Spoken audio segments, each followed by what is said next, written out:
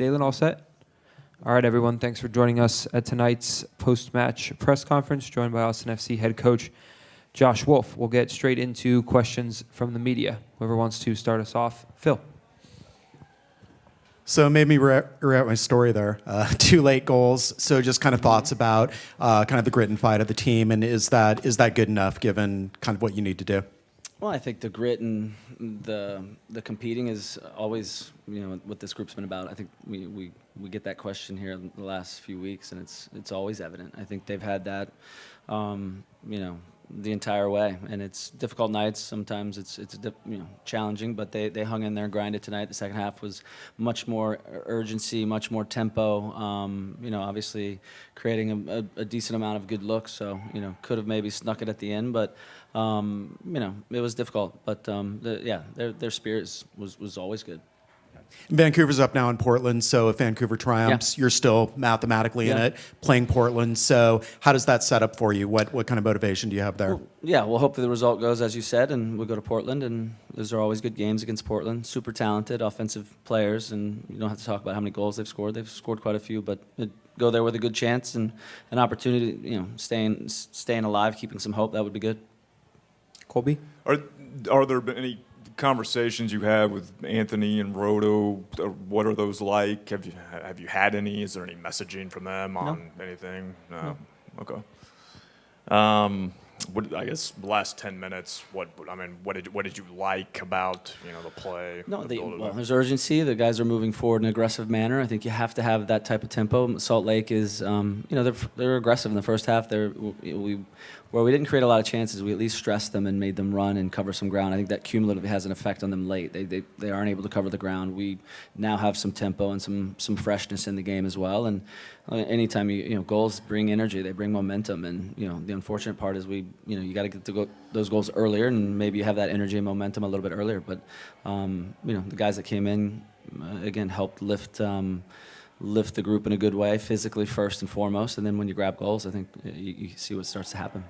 Eric? Hey, Josh, just 2 lineup questions. One, the decision not to play a true striker tonight, and then also having Owen starting in midfield instead of Danny.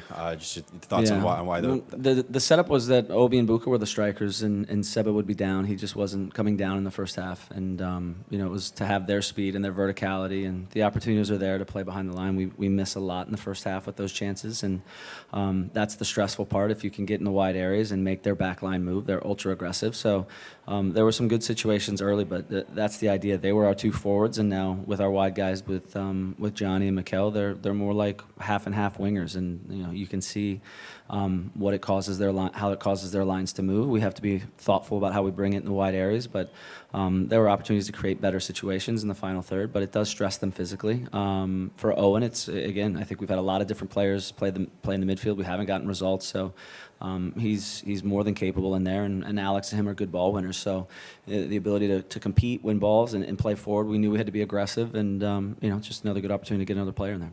And that, obviously, it's not 3 points, which you guys really could have used, but just in terms of getting the offense back confident, just to see the ball hit the back of the net twice. I mean, how what are the guys in the locker room? Is that kind of a weight off their shoulders in a sense? No, I don't know. I mean, I think they've seen so many chances pass by. I think they are. Obviously, you see O'Brien. There's real delightment, obviously, for him to score. He's been our, again, that's why we keep him on. He's our leading goal scorer. He can create chances and run a play. He arrives well. And Biro does extremely well with the ball. Seba sets it up nice, as he's done lately, and he has another one late. I'm sure he's exhausted and his legs are dying, but it falls to him in a good way at the end. And there's opportunities to make it 3-2. It's certainly a little more, has to be. We got to go for 3 points. It's pretty wide open there. We come in and be very aggressive, and you're 1 for 1 around the field, and that's kind of what it looks like. Certainly late season. Eric? Yeah, Coach. It looked like with the Finley sub, your team kind of moved from a back 5 to more of a back 4 with Biro pushing a bit further forward. Is that a change you wish you would have made sooner, kind of going to that back 4 and getting Biro further forward? No, he was still in a back 5. We defended with 5. They again, I don't think they, there were some moments where they gave us stress, little transition moments. We still have to be mindful of it. But as we have the ball, Johnny and Ethan, when Ethan was in there, they're wingers or wing backs. Johnny in the first half, but. we went to the more common structure, I guess. And when we brought Ethan and Danny in, we put Danny as a 6, and then we moved him up as a 10 as we saw Alex getting a little leggy. But defensively, he was still in that back line. And then kind of the mid-season additions, Bukhari, Dessler, Swat Talk. Like, how would you rate their contributions to your team this season? Yeah, I think it's always challenging. You come in, you're here only for about 9 games, and I think Mikel's been probably the easiest to transition in. He came in a decent space condition-wise, and for Buka, it's he's able to get games in. I don't think his contributions are probably as high as they could have been. I think he's missed a lot of opportunities, and both with the ball and giving others opportunities as well as himself, and that can affect his confidence or the group's confidence as well. But Mikel's been extremely good, pretty seamless. Not that it's perfect every game, but has a real calm, and as I said, he allows us to move Johnny into different areas of the field, and we have a little more flexibility. And Zvati he's a good player. He's more of a defender. He's not as with the ball as maybe some of our other center backs, but late in games like this where you have to push, it's those types of profiles where you can go 1-for-1 at the back. He's got good speed and physicality, so with him, we always knew it was going to take a little bit longer, just from a physical standpoint, climate standpoint, where he was when he arrived. He hadn't done much for 3 or 4 weeks while he was waiting for his paperwork. And again, I think you saw in LAFC how he can be helpful in a back line when he's dealing with some of the profiles that you have to deal with in this league. Colby?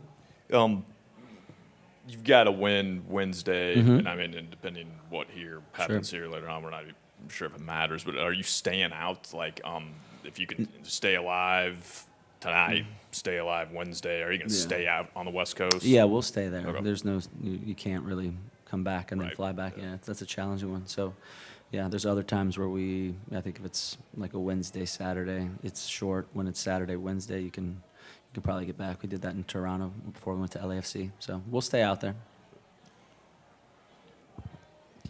Yeah, so obviously decision day, that's going to be the last home game for your first 4 years here. What kind of things do you think you've learned and just what have you gotten out of these 4 years here coaching? It's a good question.